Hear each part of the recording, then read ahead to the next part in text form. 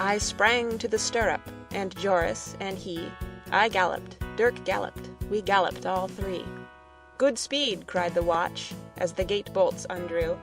Speed, echoed the wall to us, galloping through. Behind shut the postern, the lights sank to rest, and into the midnight we galloped abreast.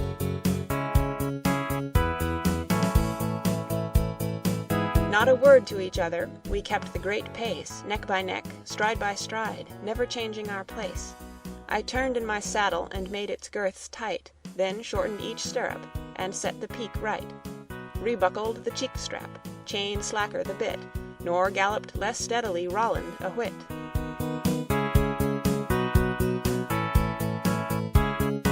'Twas moonset at starting, but while we drew near Lokeren, the cocks crew, and twilight dawned clear. At Boom a great yellow star came out to see. At Düffeld 'twas morning, as plain as could be. And from Mecheln church steeple we heard the half chime, so Joris broke silence with, "Yet there is time."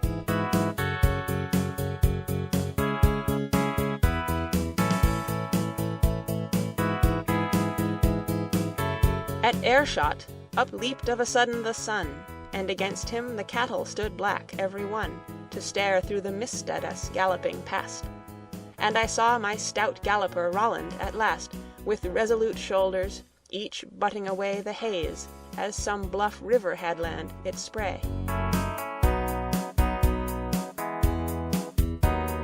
And his low head and crest, just one sharp ear bent back for my voice, and the other pricked out on his track, and one eye's black intelligence, ever that glance o'er its white edge at me, his own master, askance, and the thick heavy spume flakes which aye and anon his fierce lips shook upwards in galloping on.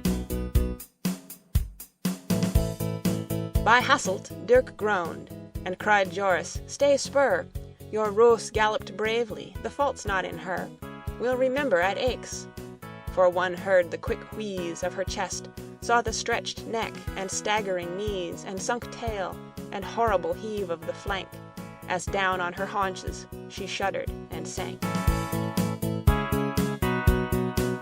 So we were left galloping, Joris and I, past Loos and past Tongres, no cloud in the sky.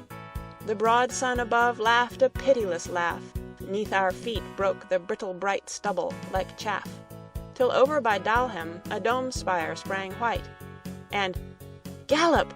gasped Joris, "for Aix is in sight! How they'll greet us!" And all in a moment his roan, rolled neck and croup over, lay dead as a stone. And there was my Roland to bear the whole weight of the news which alone could save Aix from her fate, with his nostrils like pits full of blood to the brim, and with circles of red for his eye sockets' rim.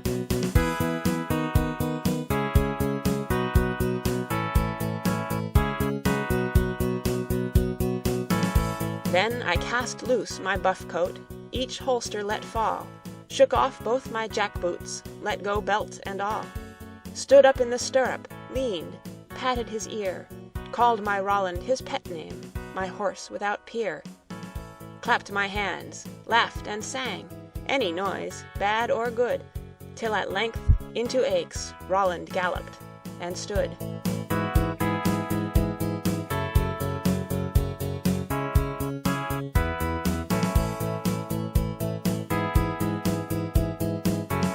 And all I remember is friends flocking round, as I sat with his head twixt my knees on the ground, and no voice but was praising this Roland of mine, as I poured down his throat our last measure of wine, which, the burgesses voted by common consent, was no more than his due, who brought good news from Ghent.